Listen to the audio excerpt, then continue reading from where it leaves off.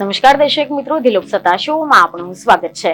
Cricket માત્ર એક રમત નથી, ક્યારે તે દેશના સ્વાભિમાની સાથે જોડાય છે તો ક્યારેક રાજકારણ સાથે અથડાય છે અને ક્યારેક સુરક્ષા, સત્તા અને સંસ્થાઓની વચ્ચેની ટક્કર બની જાય છે। આજે એક એવી ઘટના દુનિયાભરના ક્રિકેટ પ્રેમીઓનું ધ્યાન ખેંચી રહી છે। એક તરફ છે વિશ્વ ક્રિકેટની સર્વોચ્ચ સંસ્થા આઈસીસી, બીજી તરફ છે એક ક્રિકેટ પ્રેમી રાષ્ટ્ર બાંગ્લાદેશ અને વચ્ચે છે ભારત, કે જ્યાં રમાવાનો છે આઈસીસી ટી20 વર્લ્ડ કપ 2026। પણ એવા અહેવાલો સામે આવ્યા છે કે બાંગ્લાદેશે સ્પષ્ટ શબ્દોમાં કહી દીધું છે કે ભારતની જમીન પર અમે ટી20 વર્લ્ડ કપ નહીં રમીએ। જી હા, આજે વાત માત્ર ક્રિકેટની નથી, આજે વાત છે સુરક્ષાની, સ્વાભિમાનની અને આંતરરાષ્ટ્રીય રમત રાજનીતિની, અને તેની સાથે વિશ્વ ક્રિકેટની સૌથી મોટી સંસ્થાની સામે એક દેશના ખુલ્લા પડકારની। કારણ કે બાંગ્લાદેશે તો સ્પષ્ટ શબ્દોમાં એલાન કરી નાખ્યું છે કે ભારતની જમીન પર અમે ટી20 વર્લ્ડ કપ નહીં રમીએ। અને આ એક નિવેદન નથી, આ એક એવો નિર્ણય છે કે જે આઈસીસી ટી20 વર્લ્ડ કપ 2026 હચમચાવી રહ્યો છે અને આના કારણે વિશ્વ ક્રિકેટને બે ભાગમાં વહેંચાતું દેખાઈ રહ્યું છે। આ શબ્દો માત્ર નિવેદન નથી, પરંતુ એક મોટું રાજકીય અને ક્રિકેટિંગ સંદેશ છે। જી હા, મીડિયા રિપોર્ટ અનુસાર એવી માહિતી સામે આવી છે કે બાંગ્લાદેશની વચગાળાની સરકારના ખેલ સલાહકાર આસિફ નઝરુલ અને બાંગ્લાદેશ ક્રિકેટ બોર્ડના પ્રમુખ અમીનુલ ઇસ્લામ બુલબુલે જાહેર કરી દીધું છે કે સરકારનો નિર્ણય અંતિમ છે। બાંગ્લાદેશનું કહેવું છે કે ભારતમાં તેમના ખેલાડીઓ માટે પૂરતી સુરક્ષા નથી।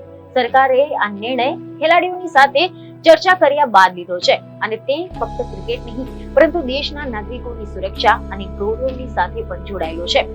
આસિફ નઝરુલ કહે છે કે દેશના લોકોની સુરક્ષાને જોખમમાં મૂકીને કોઈ પણ પ્રકારનું માથું ઝુકાવવું યોગ્ય નથી। આની સાથે જ બાંગ્લાદેશની માંગ એકદમ સ્પષ્ટ છે કે જો વર્લ્ડ કપ રમવાનો હોય તો તેમની મેચ શ્રીલંકામાં રમાવી જોઈએ। તમને વધુમાં એમ પણ કહ્યું છે કે અમે આઈસીસી પાસેથી ન્યાય મેળવ્યો નથી, અમે માત્ર એક માંગ કરી રહ્યા છીએ અને અમારી મેચો શ્રીલંકામાં રમવામાં આવે। બાંગ્લાદેશનું કહેવું છે કે આ નિર્ણય ખેલાડીઓની સલાહ લઈને અને તમામ પરિસ્થિતિઓનું મૂલ્યાંકન કર્યા બાદ જ લેવામાં આવ્યો છે। તો બીજી તરફ જો આપણે વાત કરીએ આની સામે આઈસીસી નું વલણ શું છે, તો એવા અહેવાલો છે કે આઈસીસીએ બાંગ્લાદેશની વિનંતીને ફગાવી નાખી છે। આઈસીસી નું કહેવું છે કે તમામ સુરક્ષાનું મૂલ્યાંકન થઈ ચૂક્યા છે, સ્વતંત્ર સુરક્ષા એજન્સીઓએ પણ જોખમ ન હોવાનું કહ્યું છે। ભારતના કોઈ પણ વર્લ્ડ કપ સ્થળે બાંગ્લાદેશી ખેલાડીઓ, અધિકારીઓ કે પછી ચાહકો માટે ખતરો નથી। આઈસીસીએ પોતાના નિવેદનમાં કહ્યું છે કે ટી20 વર્લ્ડ કપ 2026 નિર્ધારિત સમયપત્રક મુજબ જ યોજાશે અને બાંગ્લાદેશની મેચો ફક્ત ભારતમાં જ રમાશે। એવા અહેવાલો છે કે આઈસીસીના જણાવ્યા અનુસાર આ નિર્ણય 21 જાન્યુઆરી બુધવારના રોજ વિડીયો કોન્ફરન્સિંગ દ્વારા યોજાયેલી આઈસીસી બોર્ડની બેઠકની બહાર લેવામાં આવ્યો હતો। બાંગ્લાદેશ ક્રિકેટ બોર્ડ એટલે કે બીસીબી દ્વારા શ્રીલંકામાં તેની મેચોનું આયોજન કરવા માટે વિનંતી બાદ ભવિષ્યની કાર્યવાહી અંગે ચર્ચા કરવા માટે આ બેઠક બોલાવવામાં આવી હતી। આઈસીસીએ જણાવ્યું હતું કે આ નિર્ણય તમામ સુરક્ષાઓનું મૂલ્યાંકનોને ધ્યાનમાં લીધા પછી જ લેવામાં આવ્યું છે, જેમાં સ્વતંત્ર સમીક્ષાનો પણ સમાવેશ થાય છે, જે દર્શાવે છે કે દેશના કોઈ પણ ટુર્નામેન્ટ સ્થળે બાંગ્લાદેશી ખેલાડીઓ, મીડિયા કર્મચારી, અધિકારીઓ અને ચાહકો માટે કોઈ જોખમ નથી। આઈસીસીની બેઠકમાં તારણ કાઢવામાં આવ્યું હતું કે ટુર્નામેન્ટ પહેલા તરત જ કોઈ પણ ફેરફારો લાગુ કરવા શક્ય નથી।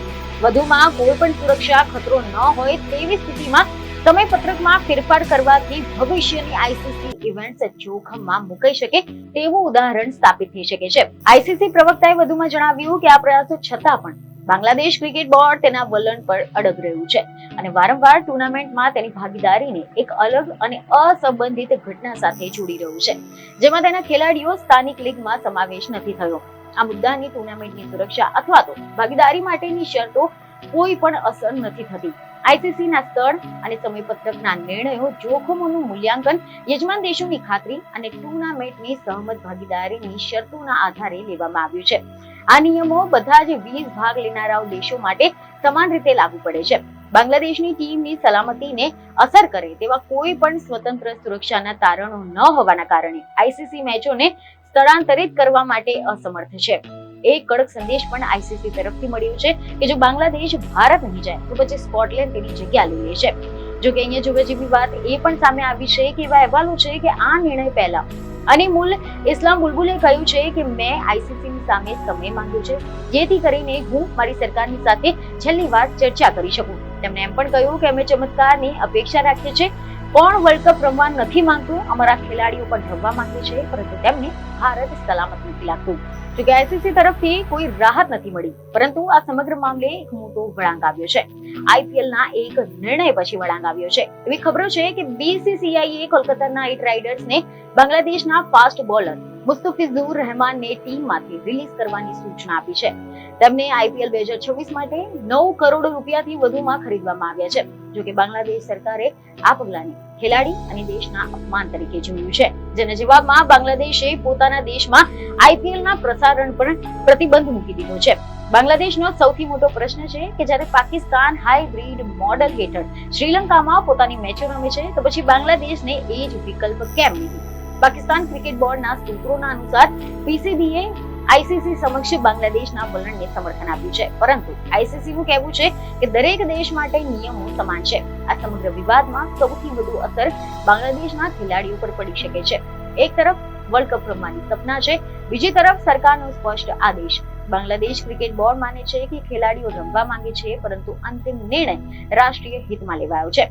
જો બાંગ્લાદેશ વર્લ્ડ કપમાંથી બહાર રહેશે તો ટુર્નામેન્ટનું બંધારણ બદલાશે, ગ્રુપની ગણતરી બદલાશે અને આઈસીસીની નીતિઓ પર વિશ્વભરમાં સવાલો ઉભા થશે.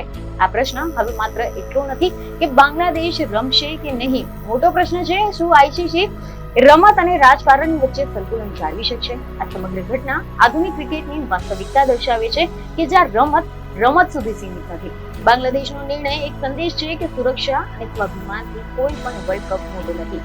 હવે દુનિયાની નજર આઈસીસીના આગામી પગલા પર છે.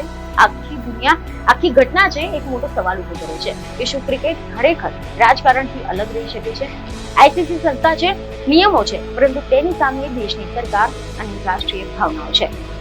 બાંગ્લાદેશનો નિર્ણય ફક્ત ક્રિકેટનો નહીં, પરંતુ એક સંદેશ છે કે સુરક્ષા અને સ્વાભિમાનની ઉપર કોઈ બી સમજૂતી નથી.